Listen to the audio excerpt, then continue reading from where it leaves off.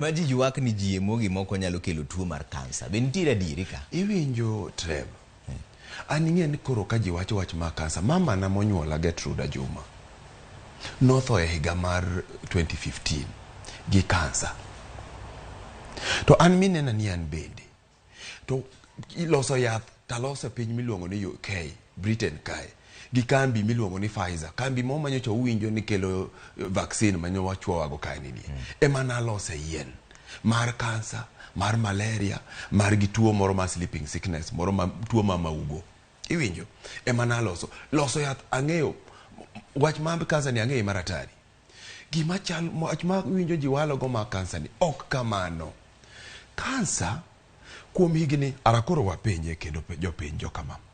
Ban moro momiyo ni GMO ni ne ok bi e Kenya kae nokete higa mar 2012. 2012 kigo kwano na nyaka sani en higni adi 10. Kuom higni 10 mosekalo onge GMO manosebire e piny ni e Kenya ka. To higni gi mano chakwa cham GMO ni be nyocha uwinjo tuo kansa. Nyiche entie to ji wacho ni obro medore. To koro medore nade jo kama. Emomi iwinjo kacho nyithindo minyuolo manigi kansa gi ginto ne gichamo GMO ni kanye. To jo kama to kansa miwinjo ni kansa ni ne entie kinde mang'eny. GMO ni yaka no chakore 25 years mokalo. GMO mokwongo no chak chama America higni chakre 1998 nyaka sani. Ichame to bende waneno bende kama no antie. Gima duong' monego wang'e chalo kama. En ni chutho jok ma ok dwa wach mar GMO ni gitiyo gi weche malit mabuogo ji. Nikech ineno mutation kansa ikos gi gimiluongo ni mutation.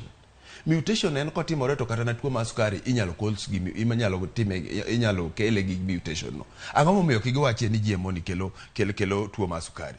Nikech ging'e ni tuo mar sukari wasenwang'o yadhe gi GMO ni achiel nogo ni. Ineno ng'ata mantie kod tuo mar sukari. Yath miwinjo michuorigo miluongo ni insulin no. En walose gi GMO ni endi. Corona vaccine manyocha wachuo manyocha wapango laini malichni. En ye GMO manyocha waloso ni endi be. Tuo ma kansa makoro nitie gik moluongo gi dhongula na interferons kod gene therapy. Makoro ka ng'ato tuo ma kansa to wadonje genome ne to wapenje to koro en ang'o kansa ni to pogore machal nade. En bende en mana GMO technique mineno mwatiyo go ni. Gima chando ji ahinya chutho en koso ng'eyo ber mantie ka. To wach molal ni jo Afrika. Nikech iwinjo ka ji wacho ni Afrika ni Kenya ne twarikni nade. Kenya akrikni. E Afrika ka South Africa no chako chamo GMO ni 1998. Asomo South Africa no higni 4 machamo GMO no malich. Iwinjo? Wachame thoroughly. Mano watieko kanyo. Kore akadhi Amerika kore machame sawa.